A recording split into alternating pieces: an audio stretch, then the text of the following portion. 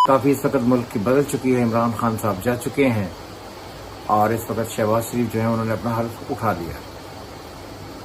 अब वो इस वक्त पाकिस्तान के वज़ीर आज़म हैं। बहुत सारे लोग मुझे कह रहे थे कि जो आपने जो सिनेरियो पहले प्रेडिक्ट हुआ कि जुडिशरी ये डिसीजन लेगी और सारा सिस्टम टॉपल हो जाएगा, तो अब आप नए जो वीडियो है वो क्यों नहीं बना रहे हैं? तो मैं उस वीडियो पर उसको बनाने की कोशिश कर रहा हूँ ताकि आपको ये आने वाला सिनेरियो पेश किया जाए। इस वक्त जो पाकिस्तान की प्लानिटरी कंडीशन है, पहले हम पढ़ेंगे नेटल वाली कैसी थी और अब कैसी है।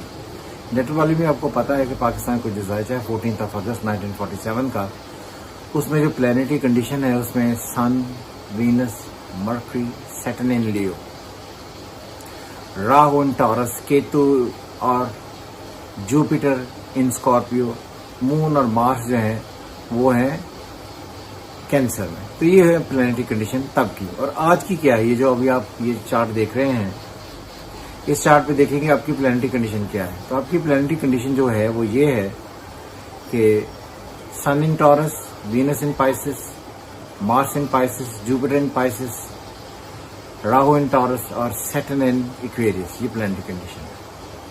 मैंने पहले भी कहा था कि ये जो जब सन एरीज से निकल कर ट्रांसफर करेगा टुवर्ड्स टॉरस, जो 21 को आएगा, उस वक्त सिचुएशन बड़ी क्रिटिकल हो जाएंगी और उसके साथ साथ हालात बदलते चले जाएंगे। तो मुझे लगता है कि ये जो भी गवर्नमेंट ने इस वक्त हल्फ लिया है, ये शहबाज शरीफ साहब ने जो हल्फ लिया है, इसका वक्त कोई बहुत ज़्यादा बेहतर नहीं था। हम हॉरोस्कोप की बात नहीं कर रहे, हम मंथ की बात कर रहे हैं।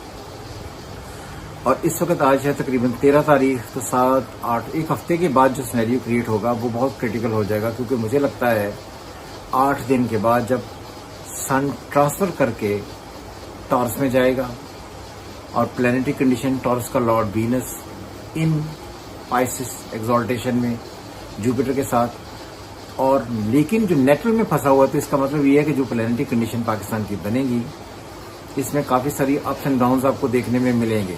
और ये जो सारा टाइम इस वक्त चल रहा है, ये सारा का सारा टाइम आपके लिए इसलिए ठीक नहीं होगा, पाकिस्तान के लिए, पाकिस्तान की गवर्नमेंट के लिए, क्योंकि जो वीनस है वो डील करता है गवर्नमेंट को और स्पेशली जमहूरियत को। तो आई थिंक ये जो 8-10 दिन के बाद जो सिनेरियो क्रिएट होना शुरू होगा 21 अप्रैल के बाद, तो मुझे लगता है कि ये बहुत ही ज़्यादा क्रिटिकल हो जाएगा जो करंट गवर्नमेंट है उनके लिए। और मई का महीना निकालना बहुत डिफिकल्ट हो जाएगा। इसमें आपस में जमहूरियत, जो इस वक्त जमहूरियत के लिए सारी पार्टियां इकट्ठी हुई हैं या अपना अपना हिस्सा लेने के लिए इकट्ठी हुई हैं, इनके दरमियान इख्तलाफात शुरू हो जाएंगे। और वो इख्तलाफात ऑर्डनरी इख्तलाफात नहीं होंगे, वो बड़े शदीद इख्तलाफात होंगे। और ये बात याद रहेगी, जब हम पाकिस्तान का चार्ट पढ़ते हैं, ये मून से 11वें घर में यानी कि 3rd हाउस में भी ये तब्दीलियां आएंगी। तो 3rd हाउस होता है कॉरस्पॉन्डेंस का, वर्बल एक्सप्रेशन का, कम्युनिकेशन का, मैटर्स का, लिखने का, आर्गूमेंट देने का।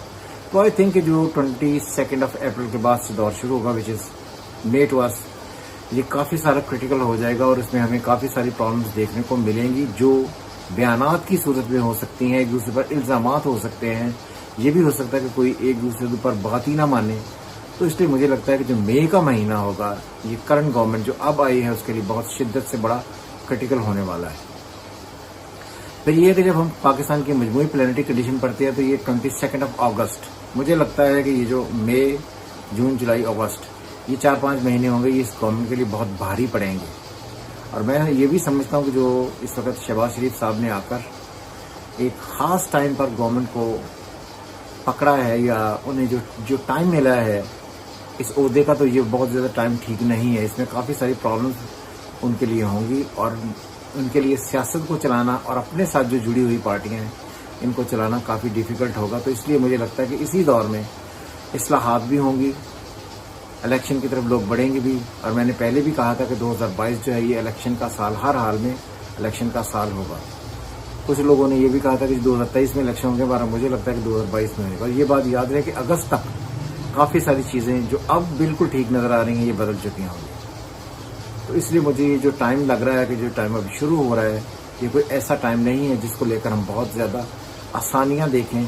ये वक्त जिस तरह आगे बढ़ेगा, और स्पेशली 21 अप्रैल के बाद से टफ टू टफ होता चला जाएगा, यानी सख्त से सख्त होता चला जाएगा। वो तमाम दोस्त जो मेरी वीडियोस देखते हैं जो मैंने मेरी पॉलिटिकल रीडिंग्स चेक की हैं थ्रू एस्ट्रोलॉजी, वो भी आप चेक कर सकते हैं और अपने कमेंट्स उस पर भेज सकते हैं। यहाँ पर मैं एक और बात कहना चाहता हूँ कि जो डेटाज हमें नेट पर मिलते हैं हमारे पॉलिटिकल लोगों के, शहबाज शरीफ का जो डाटा, तो हम उस पर बहुत ज़्यादा यकीन नहीं रखते हैं, इस वजह से कि आगे पीछे डेट्स हो सकती हैं। मगर क्योंकि पाकिस्तान की डेट ऑफ बर्थ बिल्कुल एग्जैक्ट है, तो हम जब भी पाकिस्तान का हॉरोस्कोप बनाते हैं उससे हम ये हालात पढ़ते हैं। मुझे कई लोगों ने ये सवाल किया, जी आप इमरान खान का इंडिविजुअल हॉरोस्कोप बनाएं, शहबाज शरीफ साहब का इंडिविजुअल बनाएं, जरदारी साहब का इंडिविजुअल चार्ट बनाएं और नवाज शरीफ साहब का इंडिविजुअल चार्ट बनाएं। तो मैं ये उनसे बार बार कहता हूँ कि यार ये जो बातें आप कर रहे हैं ये अपने हद तक आप बिल्कुल ठीक कर रहे हैं, मगर मैं ये कहता हूँ कि जब तक डेटा बिल्कुल एग्जैक्ट नहीं होगा तब तक ये चार्ट बनाने बड़ी डिफिकल्ट हैं। तो इसलिए जब हम, यानी कि मैं जब भी रीडिंग देता हूँ, ये देने की कोशिश करता हूँ, तो मैं ये कोशिश करता हूँ कि किसी न किसी तरीके से ये रीडिंग पाकिस्तान से चार्ट से पढ़ी जाए। जो सन होता है, सन बादशाह, यानी कि जो इस वक्त वज़ीर आज़म है, जिस वक्त सब अथॉरिटी है, उसको रिप्रेजेंट करता है। तो इसलिए जब हम वहाँ से पढ़ेंगे तो ये सारी रिजल्ट वहाँ पर निकल आते हैं। तो इसी उम्मीद के साथ कि आप खुश रहें, पाकिस्तान भी अपनी तरक्कियों की तरफ बढ़े।